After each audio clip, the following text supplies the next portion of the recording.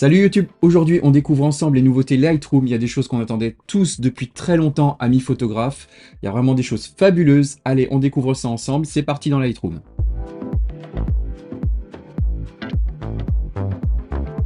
J'ai sélectionné une série de photos de Colipay. Si vous me retrouvez pour la première fois sur cette chaîne, vous saurez tout simplement que c'est parce que j'habite en Thaïlande.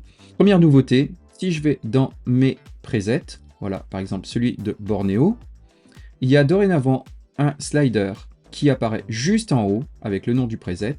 Et si on va à droite de ce slider, on intensifie ou à gauche, on diminue l'effet du preset.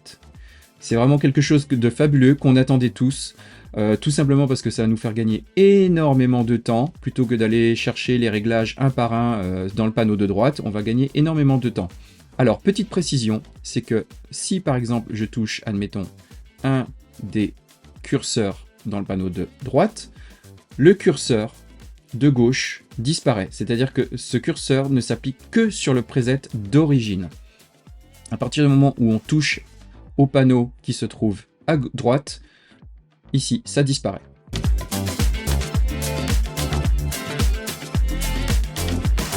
Deuxième nouveauté, on va créer un masque. Donc on va sélectionner le ciel. Voilà, donc là on a des réglages d'origine qui sont venus se mettre tout seul. Voilà, c'est pas vraiment ce que je souhaitais. Je vais par exemple baisser les lumières. Si je clique sur le masque, voilà, hop. On voit par exemple qu'ici ça a débordé. Donc je vais soustraire une partie du masque avec le pinceau. Ok, voilà, ici je le fais un petit peu vite, hein, c'est vraiment, voilà, comme ça, hop. Ça déborde encore un petit peu, mais bon, ça n'a pas trop d'importance. Voilà, le principal ici a été enlevé. Ici aussi, mais bon, voilà. Et dorénavant, ici, en cliquant à droite, on peut inverser tous les masques. C'est-à-dire que maintenant, le masque s'applique en dessous, incluant aussi le pinceau.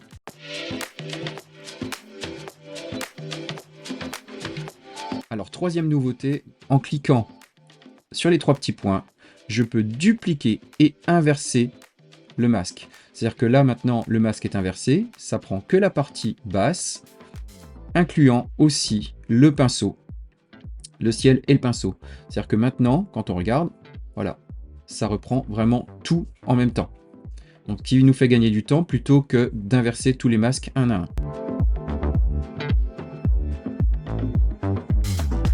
Maintenant, je vais vous montrer la quatrième nouveauté. C'est-à-dire que par exemple, je vais sélectionner cette photo, celle-ci et celle-ci. Donc 1, 2, 3. Je fais bien attention que la synchronisation auto soit activée. Si elle est désactivée, on la réactive ici. OK. Je sélectionne le ciel. Là, l'intelligence artificielle calcule pour retrouver le ciel sur chaque photo. Hop, on va l'accentuer comme ça. On va par exemple le baisser dans les bleus ou même l'accentuer ici, tiens, dans les tons chauds. Maintenant, ce qu'on va regarder, c'est les différents masques. C'est-à-dire que maintenant, alors il n'a pas pris la partie basse, mais vous voyez que le masque ici n'est pas le même ici, ici et ici, qui reprend bien donc le ciel d'ici sans prendre la montagne, l'île qui se trouve juste à côté. C'est-à-dire que dorénavant, on peut sélectionner le ciel sur plusieurs photos simultanément avec des réglages qu'on peut appliquer à l'ensemble.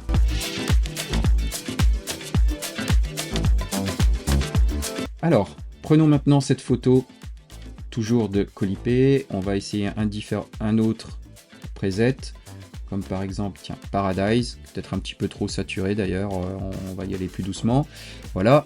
On va sélectionner un sujet en espérant qu'il prenne l'île tout en haut à droite. Voilà, parfait. Il a même pris un petit peu ici le corail, mais c'est pas grave. Ce qui nous intéresse ici, ça va être par exemple, tiens, on va bien l'accentuer, on va mettre bien jaune pour que ce soit bien visible.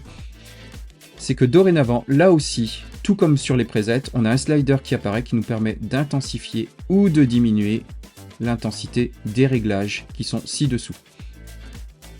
Donc là aussi, on va gagner beaucoup de temps.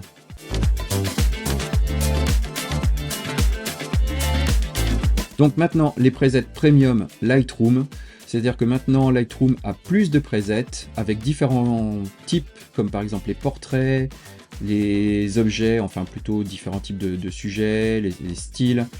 Là par exemple on est sur du paysage, donc on peut regarder par exemple différents styles qui apparaissent. Et voilà par exemple LN6 qui semble s'appliquer pas trop mal. On a toujours le curseur qui apparaît en haut, ce qui nous permet de modifier l'intensité du preset. Et voilà la nouveauté Lightroom sur les presets premium.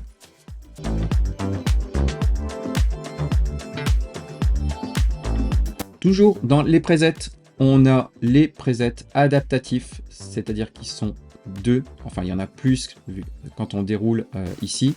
C'est-à-dire par exemple on a le preset adaptatif ciel qui va n'inclure que le ciel. Voilà par exemple ici de mémoire j'étais sur un lever de soleil, donc lever ou coucher de soleil, je pense que ça s'applique plutôt pas trop mal. On peut pareil diminuer ou l'accentuer, et si on regarde on a effectivement le masque qui est apparu ici sur le ciel.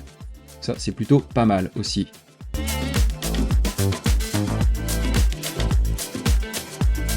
Dans les nouveautés d'optimisation, on peut désormais aller dans Préférences, Performance, et là on peut cliquer sur Utiliser le mode GPU pour exporter, ce qui fait que l'export des photos se fera plus rapidement.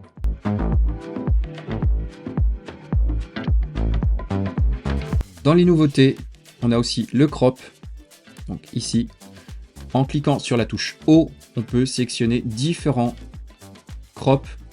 Et c'est là qu'il y a certaines nouveautés, comme par exemple celui-ci qui n'était pas là avant, et qui vont vous permettre d'optimiser votre composition lors du crop de vos photos.